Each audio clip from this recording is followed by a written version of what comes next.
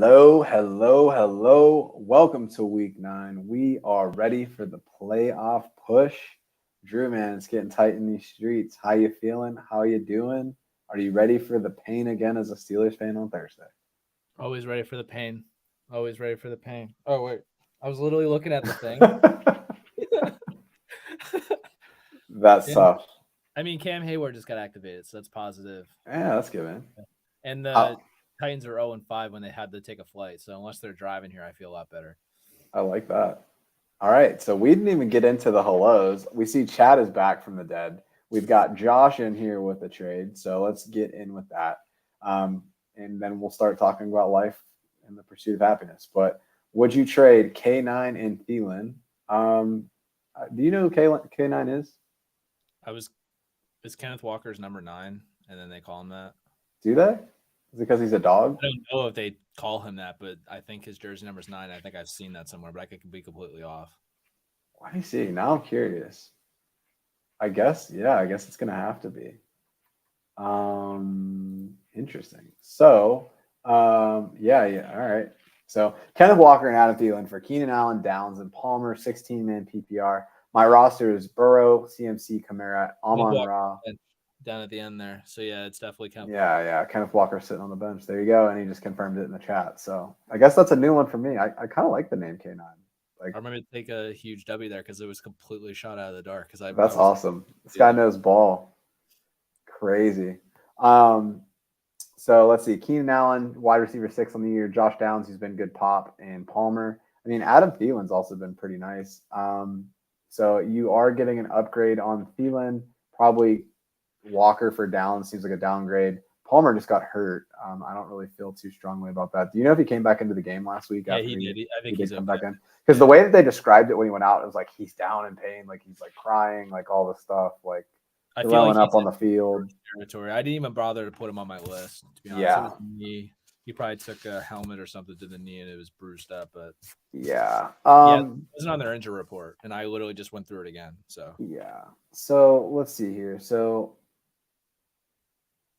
the thing starts with me is that his running backs are great. Like, yeah, Kamara, CMC, Hall, like that's a really good stable. Kenneth Walker probably not going to see the field unless there's a good matchup.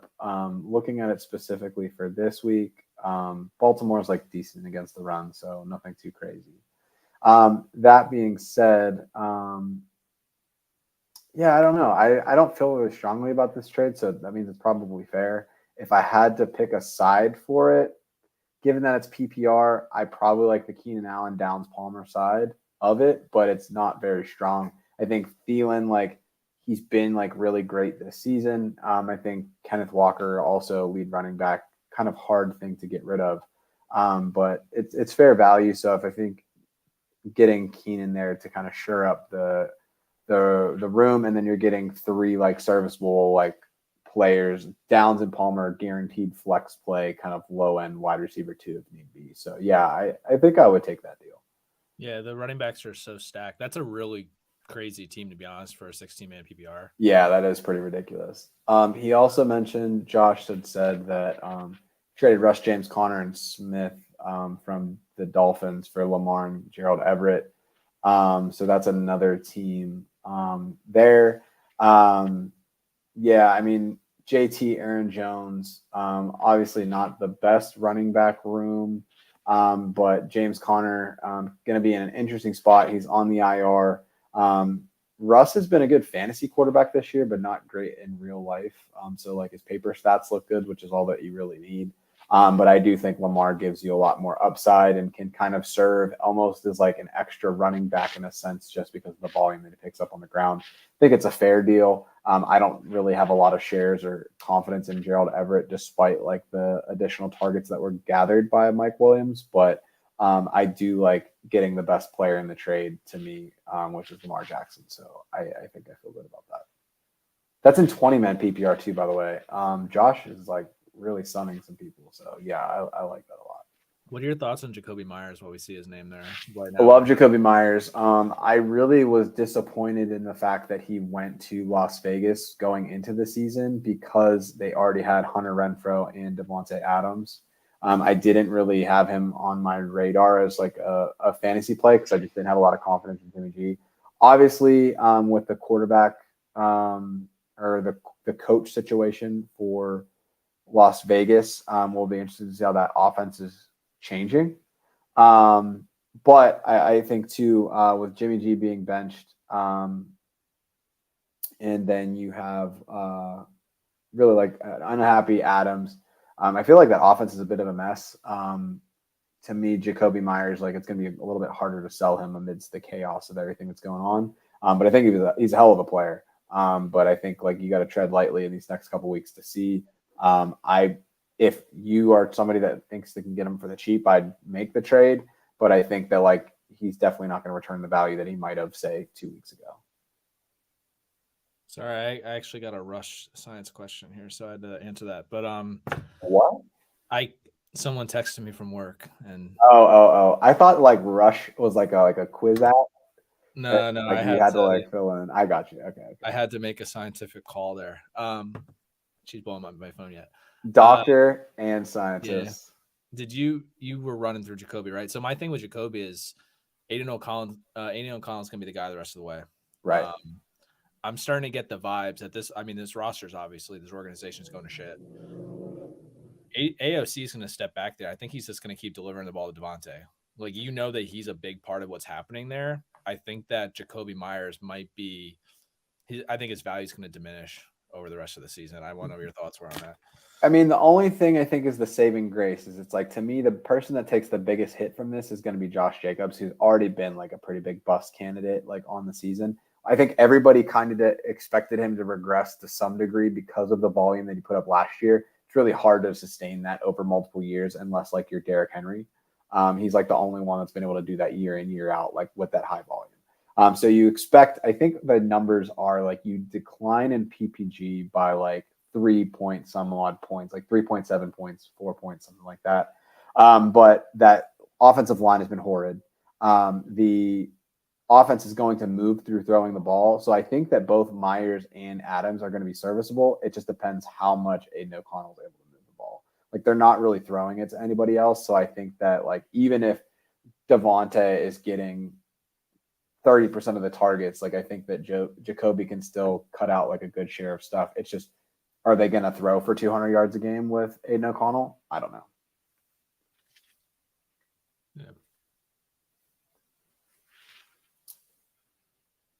Yeah. All right. So keeping on the question train, couple expert leagues, tough week.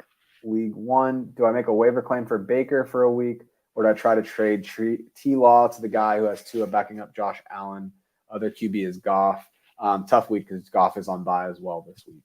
Honestly, if I'm looking at the matchup, Baker has a plus matchup against Houston. They're giving up 22.1 points per game in the last 3 weeks, and that's coming from games against Carolina, New Orleans, and Atlanta, which I would argue don't really scream confidence in the quarterback position, considering that Bryce Young's still trying to figure it out. Derek Carr couldn't hit the end zone if it was a rock being thrown into the ocean. And Desmond Ritter just got put on the pine pony. So I don't think it's worth trading T-Law. I don't really know. I mean, I guess you could trade for him, but yeah, I don't know. I think Baker's going to be more than enough unless you have like a bunch of pieces that you don't really feel that are useful. So I would be fine riding with Baker for this week. I probably do the same. I'm streaming him in a few leagues, to be honest. So put my money where my mouth is. Nice. Good deal. All right. We got Max Clips. I think first time on the show. Welcome to the show. Traded Kenneth Walker and Darren Waller for Amon-Ra St. Brown. Is that a bad trade? Smash trade. Darren Waller's I think Darren Waller's going to IR. So we can just bring that up right now before injuries. I'm pretty sure he's going to IR. Yeah, I love that trade. I love Amon-Ra St. Brown. We were just talking about it before the show about like Jameson Williams and like what that means for that, like kind of him and like going into that draft. And it's like Amon-Ra's that dude. Sam Laporte has obviously made a name for himself in that offense, which is really crazy for like a rookie tight end to do that.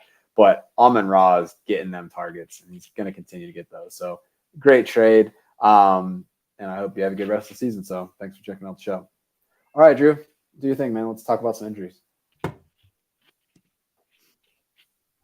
Yeah, so we got Drake London, who suffered a groin injury. I think he was a limited participant today when I checked right before the show. So that's obviously plus. I was expecting him not to practice today. I was a little worried, but limited participant, I expect him to play.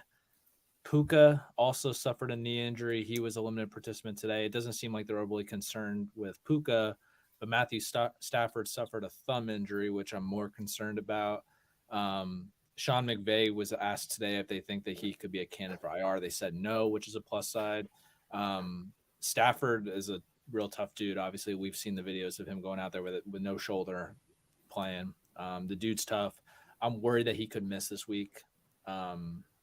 Obviously, to me, if he misses, I think that's the first real test we're getting. I don't think Puka versus Cooper Kupp was a test for Puka. We obviously know who Cooper Kupp is, but we need to see what Puka is going to do when Matthew Stafford isn't in center. So that's the first real test for me. So I'm concerned about that. Kenny Pickett tomorrow night against the Titans. He suffered a rib injury. He's already been removed from the report, so he'll be playing. So that's good. And then Kendrick Bourne, torn ACL. Real tough one. He was having a real strong year. I loved him. He came out of nowhere. He actually had a really good yards per route run last year. Yeah. People were like, oh, like small sample size, but yeah, he was balling. Yeah, so he was actually saving me in Fishbowl. I had so many injuries, and he was the one dude I had on my bench that I was able to elevate and like get some production from. But now, like my Fishbowl roster, if you're on my team, you're in trouble. You just have to go hide or hope that you're on a bye week. Yeah. All right. Real quick, before we dive into anything else, a couple more trade questions that we have. Another one from Chad. Do I trade Fields and Christian Watson for Dak and Tyler Boyd, or do I drop Tutu Atwell for one of Carr, Baker, Geno, Heineke, Jones, Rice, or Will Levis? I would probably do the Atwell for Baker again. Dak's fine. I don't really have a lot of confidence in like Tyler Boyd week to week. And Fields, I think like obviously I'd much rather have him on my team. Are these dynasty or redraft, you think? Redraft? I mean, my answer is going to be the same either way. If it's dynasty, I definitely wouldn't want to give up Fields and Watson. Exactly. My guess is that this is a 2 QB league, but redraft. Yeah, I mean, if it's redraft, but Christian Watson's been terrible. The Packers look terrible. It's not a guy worth. I've contemplated dropping him in a few redraft leagues, to be honest. Sure, yeah, but Fields for Dak, like that doesn't really excite me. Dak was real good last week, though. He was, yeah. But like, I'll take the Fields rushing upside still. Like, if I have to choose between the two. But yeah, I mean, Baker's there. I think you might as well just go with it. And I even kind of low key like Heineke. He has a mid-level matchup. I think they have the Giants, right? But I just think that he's the kind of dude that's going to sling it, right? Like he does slang it for sure. Like he has he comes in has no fear, for better or for worse. He also runs a little bit too. He will have a little bit of carries to his game. I'm really interested, honestly, to see how the Atlanta offense looks. Yeah, but I actually traded for Drake London today because I think that Heineke's going to step in. He's going to deliver the ball more. I'm more concerned about Bijan. And I mean, Algier is Algier, but Bijan really hasn't been getting enough touches. I think he's only on pace for like 230 touches on the year, which is not what you were expecting if you were drafting him in the first round. Yeah, but you know what? We can't play our best players because we hate fantasy football people because we are Arthur Smith. All my homies hate Arthur Smith. All right, next question we got. Have Lamar, Tua, and I picked up Kyler Murray a few weeks ago off waivers, but he's healthy now. Who do you think I should start? I get it wrong every week. All right, so let's take a look at the matchups for this week. Have you heard anything? I don't believe that Kyler's going to play this week against the Browns, right? Have they said anything? Yeah, that was part of what I was going to bring up in headlines. So this is a really weird situation. I don't think that he's playing. I don't think he's playing because he's hurt. I think the reason why he's not playing is because there's a lot of buzz that he's struggling to pick up the new playbook, which is like very. Maybe it's too big for his small hands. Yeah, it's just very concerning to me though. Like he's had we're in week 9 now. He's had all. Yeah, it's like what have you been doing? You don't even have to play. Like I get he plays Call of Duty a lot, but he still has a ton of free time to like go and read the playbook. Like yeah, I mean, eventually the batteries run out, right? Like come on. And like they're going against Cleveland this week, so you wouldn't start him even if he came back, unless you absolutely had to. And I think their bye week's coming up soon, so kind of I concerning. don't know. I mean, and they're also playing Cleveland. I know that Cleveland's looked a little bit more human the last couple of weeks, but like a QB's first game of the year against that defense, like I don't really have a lot of confidence in that first game, especially not seeing how he plays on the new injury. Like, there's no way I'm playing Kyler this week. Yeah. Looking at the other matchups, so we said we have Lamar Jackson, middling matchup against Seattle. And then we are looking at Tua. Miami has a pretty tough matchup against Kansas City. That Kansas City defense, dude, is really coming to form. I think to me, like Lamar feels like the pretty easy call for me this week. Yeah. Tua, what's Dolphins and Chiefs? Like, I feel like that has the opportunity to be like a shootout game, but the problem for me is that they're playing in Germany. Oh, man. Yeah, I didn't even think about that. That's crazy. I think you have to go with Lamar in that situation. I'm rolling with Lamar on that one. Yeah, Seattle's giving up 20.7 points per game.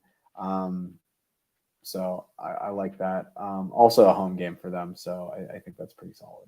And those games were against Cleveland, Arizona, and then Cincinnati did them pretty good. So I don't. There's nothing there that scares me. Okay, this one I know you're gonna be answering this one really quick. Kittle on bye. Taysom Hill, Dalton Kincaid.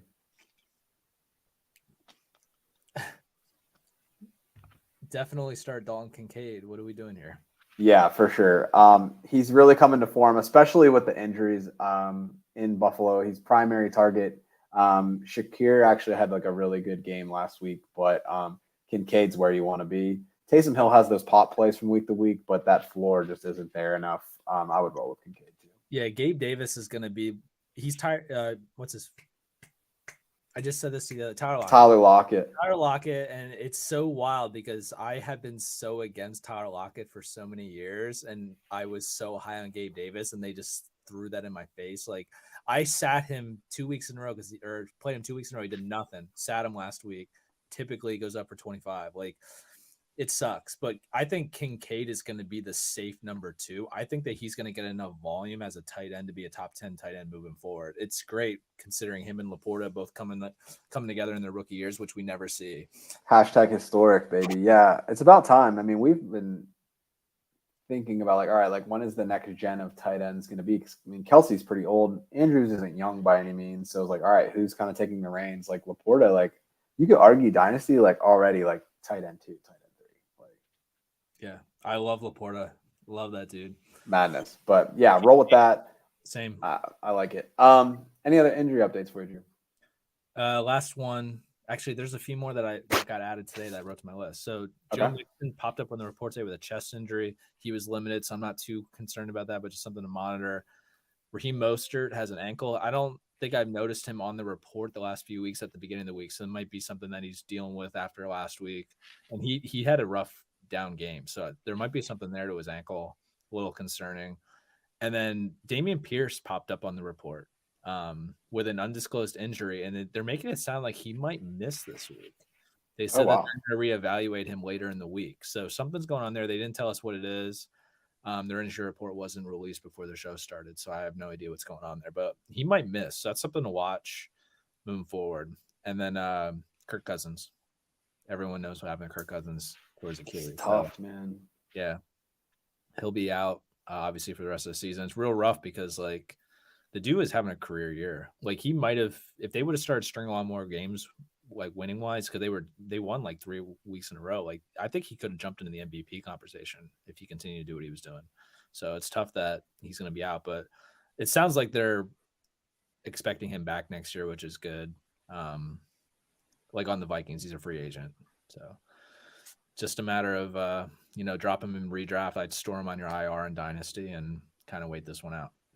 Yeah, for sure. It's crazy. What's cool too is that there was like a really big kind of like fan event the next day, and he was out there like on the scooter and like everything else, like very easily could have stayed in. So like really classy guy, pulling for him. And it's unfortunate. He's made a lot of money by taking these kind of like lower term deals, and now it kind of burns him a little bit. I hope that it doesn't really hurt him in any sort of way from like a financial standpoint. because he's definitely worn that risk and gotten a lot of reward for that. So, yeah, hopefully he's able to bounce back and see him next year. But yeah, we'll talk about the Vikings here a little bit more in a little bit. All right, one last question before we jump into the headlines for the week. So, would you trade Gibbs and Christian Kirk for Jonathan Taylor full PPR? Drew's shaking his head. I think Gibbs has the shot to be a top 5 running back moving forward. He looked really good the other night too. That touchdown run in the ad that was like, oh yeah, that's why they drafted him early. Why have you been hiding him this whole season? Yeah, he might be top 3 end of year. Like the last 2 weeks, he's RB1, and he's playing like an RB1. Yeah, for sure. All right, so let's transition a little bit. We talked a good chunk about injuries, got a little distracted with questions in the chat, which we always appreciate. So if you have anything else you want to know, curious about, start, sit, questions, let's hear them. But let's start with it. Will Levis, the Mayo man himself, makes his first start of the year and crushes. I clicked the DeAndre Hopkins. It's not going. Say what? I clicked the headlines button, but it's not going. That's tough. I could see it. Maybe I saved it wrong. That's crazy. Well, user error by whatever. User error from the headlines is wearing an injury updates costume right now. Yeah, it's a Halloween or something. But yeah, so Will Levis, he comes in first start. They talked about how Malik Willis and Will Levis were going to split snaps. Malik Willis played 2 snaps, got booed, and then watched the new shiny, what was he, second round pick come in and just ball so hard university. So, Drew, how are you feeling about Will Levis? I know I am very much not a Will Levis guy. I talked a lot of shit about Will Levis, like in Dynasty, about how he doesn't have it. And then he goes out and throws almost as many touchdown passes as Kenny Pickett does in the whole season in one game. So what do you think? How are you feeling? What does this mean for the Tennessee Titans offense? I am a Will Levis guy, though. We talked about this in depth last year before the draft. I don't think you could teach arm strength. I think you could teach accuracy, and the dude can sling it. I'm big on this. I like Levis a lot for Dynasty. Obviously, I don't think that the Levis owner is going to sell him after what he just did. But if you have him, I think that this is good. This is good stuff, up and up. Yeah, I'm still going to disagree. I know after week 1 of this year, I was a little bit worried about what was going on with Calvin Ridley. Last year, I did the same thing with Gabe Davis. But you know what? What goes up must come down. He's like a for 4 a week, but like no. But I think a lot of the plays like they had, it was like broken coverage, like Hop is just like wide open standing there, and it was like, all right, sling it. I think he will sling it. I'm really excited to see how he does against Tomlin and his defense on Thursday, just because historically, I think Tomlin's like 13-4, 13-5 against rookie QBs. Like they're going to lock up. Yeah. And it'll be interesting too, because it's like not having Minka helps, but getting Cam Hayward, like the Titans offensive line is not great. And it's like, all right, like he could be running for his life. Yeah, this is more of a long-term thing for me. I wouldn't start Levis on a Thursday night unless you have to. No. The Steelers have actually been a pretty solid, like they give up a lot of yards, but not a lot of points. So it's like from a fantasy QB perspective, like it's the juice is not worth the squeeze. Right. Yeah. The thing for me though is Levis, I think as a sophomore, he balled out. He had a good offensive line. He had Wan'Dale Robinson. And then the year that he came out, that last year, Wan'Dale Robinson was already in the NFL. His offensive line was crap. Like he was hurt. Like the dude probably was a top 10 pick in my opinion if he was able to declare the year before that. And I think that there's a lot of negative stigma around him because of how bad that last season was. And the dude's going to throw a lot of picks. That's the thing. Like he does have some questionable decision making, but Josh Allen throws a lot of picks. And I'm not saying it's Josh Allen. He's not going to run the way he does or fantasy or like be a star, but like the dude can throw the football. And that's the thing with Josh Allen is that he had a struggle with accuracy. Will Levis struggles with accuracy. If you can dish it the way they do, their arm talent, I think that you can teach that. So I think that he's a guy I would want to have in Dynasty. I'm not going to take last week as I'm going to start him week to week and redraft, but I think that he's a guy you have to monitor because I really think that last season he had in college was kind of more of a fluke because of how bad the team was around him. I remember he played at Kentucky. Like not a lot of NFL talent comes out of that school. Yeah, but he also had to go to Kentucky because he couldn't hack it at other colleges. So I mean, He couldn't hack it at like a top school in the Big Ten, though. I mean, Sean Clifford. I don't know if his dad was donating a lot of money to the boosters, dude, the but fact that like multiple people have not been able to beat Sean Clifford out at QB, like it's just like Jordan Love, fascinating to me. Jordan Love's not about to beat Sean Clifford at a QB. Like I they're know, I know. It's crazy, man. It's so crazy. But yeah, it's interesting. I mean, it's a feel good story, right? Especially like just how like sad the draft was for him. Like to yeah. have that success. Like even if like he never does anything good again, like he'll at least always have that day. So I think have a that day. Vrabel is the coach that can get a lot out of him. I think that's the main thing for me. I think that he went to the right team. I do. I think that Vrabel is a solid coach. I'll give him that for sure. I think that Levis could be something because of him, but he's going to need talent around him. We know that he's not going to elevate players. All right. We've got a couple questions before we get into headline number 2. This is from Dylan. Dylan, welcome to the show. Don't think we've seen you around before, but hopefully you stick around. So traded Ford, Goddard, Diggs for ETN, Hawkinson, Devonta Smith. Good move. Hashtag yes. I love this trade. ETN's a massive upgrade. He's leading the league pretty much in just like touches. So that's fantastic. The Hawkinson is easily an upgrade over Goddard, and Diggs, like, yeah, like obviously he's the best player probably pound for pound of this trade, but like the package that you're getting back is like pretty sick. So I like that a lot. Drew, any differentiating opinions on that?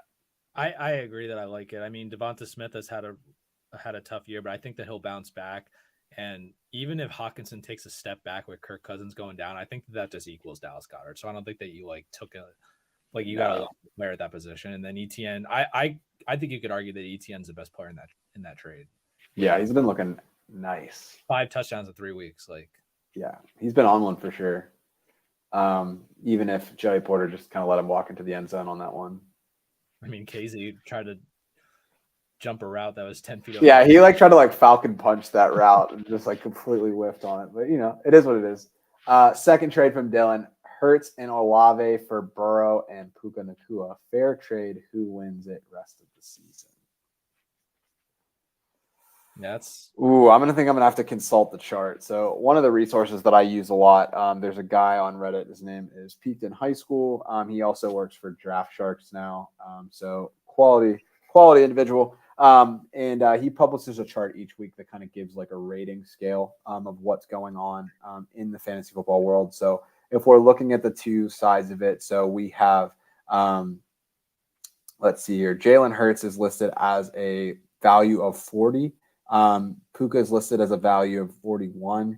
So those guys are pretty much a wash. And then we had, say, Joe Burrow, which is at like a 16. And then let's see here, Chris Olave is at a 47. So I would say that getting the Burrow Puka Nacua side is definitely not the side I want to be on. I would want the Hurts and Olave side. I know that Olave struggled a little bit the last couple of weeks. You have like the risk with like the whole like getting arrested for speeding and all that stuff. But I would say that I would be on the Hurts Olave mostly for Jalen. But I think that Olave and Nacua are more or less like in a similar kind of tier there for me. So to me, if you're on the Burrow Nacua side, I would not want that trade. I think that it's a fair trade. I think that Burrow, as he gets more healthy, is going to be better. I think the scariest part for me is if Stafford misses time, I think that Puka is going to take a significant drop in his fantasy value for this year. Yeah, I just think like the tush push, everything else, the way that Jalen runs, like has that such a high floor because he's willing to run the ball, and it's like I don't see that with Burrow. It's like you're really going to be more touchdown dependent through the air. Maybe I feel better about it if you have 6-point passing touchdowns, but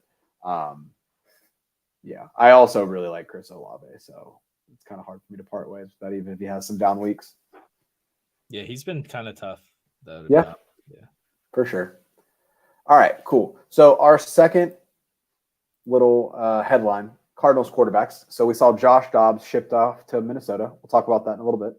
And then we now are looking at a new QB battle of Clayton Tune and Kyler Murray. So Drew, how are you feeling about the Cardinals QBs? What do you think of that, and what does that mean for kind of really your outlook for the season on the Cardinals offense? Yeah, so with Clayton Tunes coming in, I don't have any positive expectations about how he's going to handle that offense. I do like how Trey McBride looked last week, especially with Zach Ertz out. I think that he's a guy that you can throw in your tight end slot. I think he's going to be a top 10 tight end moving forward, especially with how they manage that offense. They target the tight end a lot. I think that it could have been this all year if Ertz and McBride didn't have to share the passing load, because they've been doing a lot throwing the tight end. Sorry, Zayn keeps calling me. I don't know what's going on. Is it? You want to take your call? Yeah, I probably should. All right.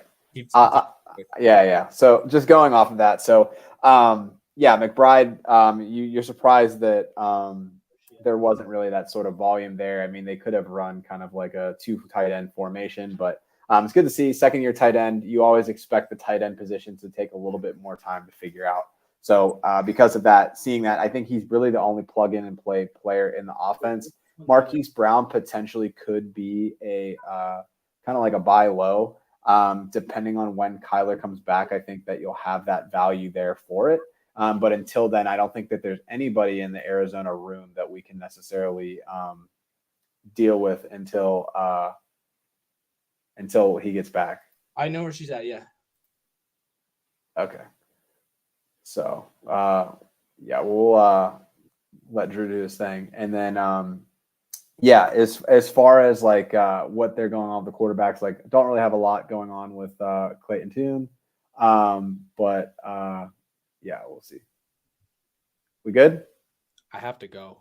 Okay. Zaina, someone just called me. She's not okay. So I gotta go. Okay, man. Do your thing. I got it. I'm sorry. No, you're good. All right. So you guys are stuck with me a little bit here on the show. Drew having to drop off. But yeah, so from the Cardinals QB perspective, not really a good outlook. I don't think that we see a lot of positive reinforcement coming in with Kyler, just to the way that things are going, but ultimately going to move forward there. But now where we'll go, this is going to get a little weird, but we are going to do some fantasy football Tinder. So the way that this works, let's see if I can move this over here. Let's see what we got. No, there we go. That's a little bit better.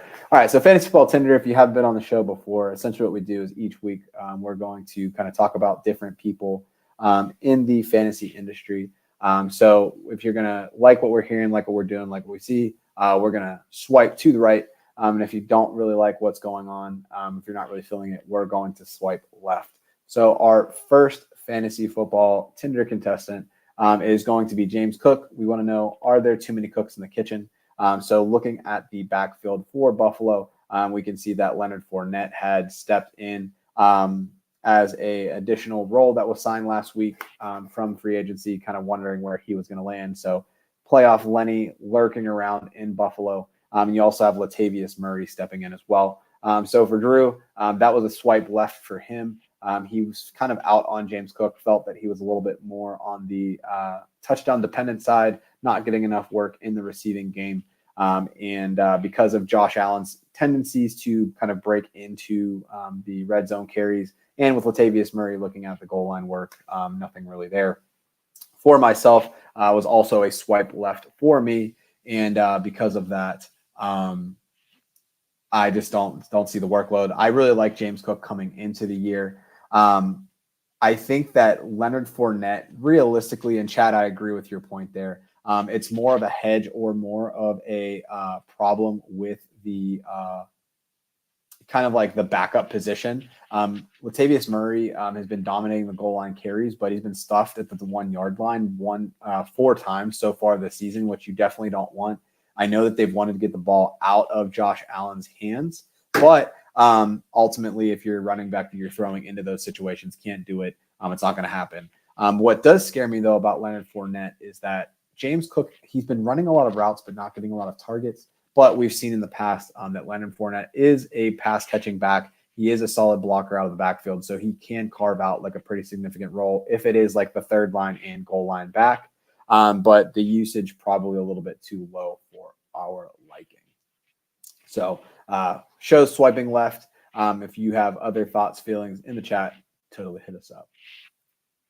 All right. So Second Tinder for the day is one Mr. Justin Jefferson. So every week we've been getting some feedback about, hey, like Justin Jefferson's looking good. Hey, what's going on with Justin? Ultimately, where do we think? Is he coming back just in time, if you will? Or is the injury to Kirk Cousins ultimately going to slow him down too much to really kind of fall back and not really be fantasy relevant? There's a swipe left for Drew. So Drew is pretty worried about the QB situation in Minnesota, even after the Josh Dobbs trades. It's pretty funny. Josh Dobbs has really turned into like the Ryan Fitzpatrick of this era. Really smart dude, able to learn offenses, kind of come in, sling it, just make stuff work.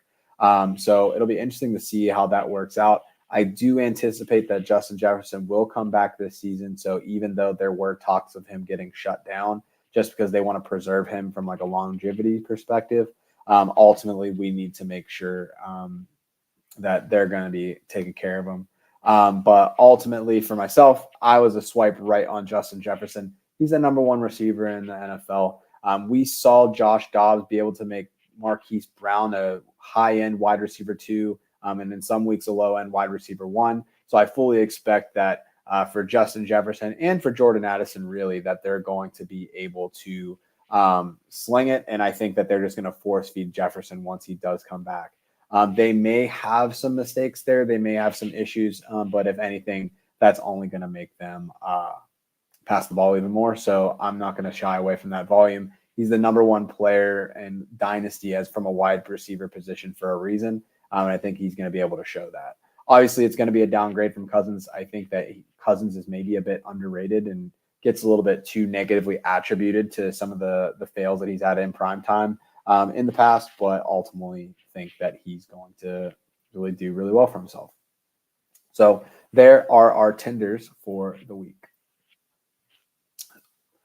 Transitioning into our last segment of the day, OnlyFantasy. So if you haven't been with us before, every week we select one player that we think is ultimately going to ball out for the week. Before we dive into who we are going to pick for this week, let's take a look back on where we finished last week. So myself, I had Tyson Bagent. He went for 232 passing yards, 2 picks. He ran 4 times for -1 yards and a touchdown with the ultimate Jerome Bettis running stat line there. He ended up in the middle of the pack for the quarterback position. Now, what's frustrating to me and why I have like the angry swearing emoji is that there was a really terrible drop by one of their wide receivers, Jones. And that would have put him at QB 13 for the week. We talked about him being a fringe QB 1 play. And ultimately that one play really swung the difference for him. I think he finished at QB 19 or 20. But ultimately, kind of a tough showing there, but as what we expected. For Drew, he had picked Dameon Pierce, only put up 12 carries for 46 yards. It's funny, you look at the running back room there, it's really kind of a mess for Houston right now. Got a bunch of different players feeding in, and then ultimately their fullback ends up getting the touchdown there. So pretty unfortunate. But for this week, if we're looking at our fantasy players for the week, so our OnlyFantasy subscriptions, Drew is rolling with Demario Douglas. So with the injury to Kendrick Bourne, you have a pretty nice matchup that's cooking up for the Patriots. And Demario Douglas, honestly, has been a really strong player for the Patriots into the season with all of the different kind of like mid options that they have in that receiving room. Not really a lot of places for him to be slotted into the lineup consistently. But I think that given with this Bourne injury, this is really going to allow himself to be able to elevate. The New England Patriots are looking at 42.2 points per game allowed by Washington in a PPR formats against wide receivers in the last 3 weeks. They also traded Sweat and Young off of their defense. So there's obviously going to be a little bit less of a pass rush. We'll see what happens here, but hopefully Drew's able to get a nice little win there. Now for myself, this one's going to be a little bit off the cuff here. I've been in a little bit of a slump on the OnlyFantasy side of things, but I'm actually going to be rolling with the kicker this week. So if you look in the last 3 weeks, I'm rolling with Chris Boswell. The Steelers offense obviously not really moving the ball well into the end zone. I think that from a play calling and scheme outlook last week, they did look a lot better, especially after the first quarter where they really struggled. That being said, the Tennessee Titans have given up 12 field goals in the last 3 weeks. So I think that Chris Boswell is locked in for about 3 field goals, knowing that the Steelers don't necessarily move the ball well. You could be looking at 12, 15, 16 points this week from the kicker position, which would be super clutch. And if you get yardage on, say, like points per yard and your extra points and for your field goals, you could be looking at a 20-point day for the Boz God. So I'm going to roll with the final killer B here for the Steelers and kind of keep things moving. So those are our 2 picks. Hopefully we can get some hits and be curious to see who y'all's number 1 players for the week end up being. Last but not least, I know we're moving a little bit quicker today just because it's kind of hard to have a conversation with yourself. But if you aren't following us yet, make sure you check us out at AT412FF Show on X or Twitter, as us old folk call it. You can find us on YouTube or Twitch at Around the 412, and we are also available on Linktree if you're into more of the audio podcast format. One other thing that we also do that I wanted to bring light to that we haven't really discussed yet so far into the season, now that we're moving into November and December, one of the really cool things that was initiated a few weeks back is the Rockin' Around the 412 fundraiser. There is an angel tree that has been created in honor of a friend of the show who passed away last year for Dalton Keene. So we were able to adopt 15 different kids from Rochester, PA's Salvation Army Angel Tree. So we're serving again as a host site for Angel Tree Tag. So any donations that you make to the Rockin' Around the 412 are going to be able to help us adopt children from the Angel Tree and make sure that they're getting all of the different enjoyments of Christmas that we were thankful enough to be able to have when we were growing up. So hopefully we are able to do the same for some more kids this year. So we're hoping to exceed more than 15 kids just because that was the number that we had last year. So if you enjoy the show, if you find the charts that we post up on Reddit or on Twitter useful, please consider donating to that. And if you have more information, you can definitely hit us up to take care of that. But really excited to get into the spirit of things now that we move in towards the Christmas months. So hopefully we can get rocking once again. So really excited about that. I think that's been going on for about 6 months or 6 years now. So that's super cool. But all that to say, Drew had to step away a little bit early, but totally understandable. So thoughts and prayers are with him and his family as he goes and handles that situation. As always, I'm Joe Frick. If y'all have any questions, hit us up on any of the above formats that we have. And I hope y'all have lots of wins to celebrate. And we'll talk to you for week 10. So y'all be easy and y'all have a great rest of your night. So thanks a lot.